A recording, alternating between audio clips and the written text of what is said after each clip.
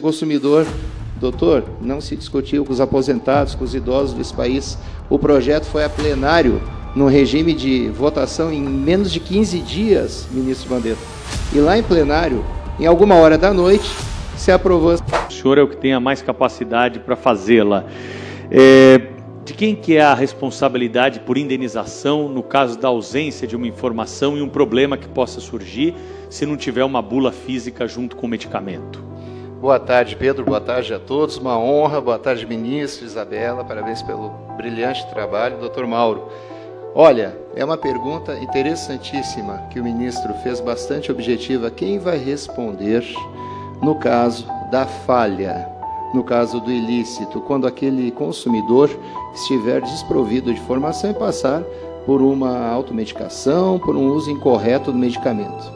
Eu gostaria de lembrar, fazendo um paralelo, do que aconteceu no Brasil em anos recentes em relação aos planos econômicos.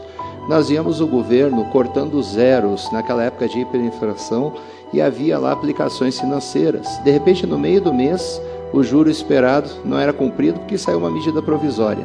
Isto redundou numa bolada de ações judiciais, numa grande litigância perante os tribunais superiores, para discutir o seguinte: o banco dizia que cumpriu a ordem do governo.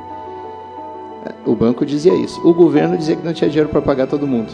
E, enfim, aconteceu um grande acordo, onde está tentando se pagar parceladamente herdeiros dessas pessoas, porque muitos poupadores já morreram e não viram uma solução.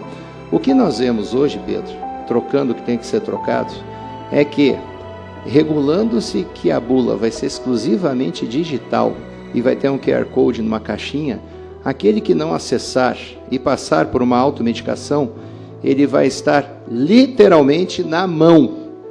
Porque no momento que ele quiser processar o médico, que vai jogar para o laboratório vai jogar para a Anvisa, que regulou o tema, ou para o Ministério da Saúde, e esses órgãos vão dizer que seguiram o que o Congresso Nacional falou.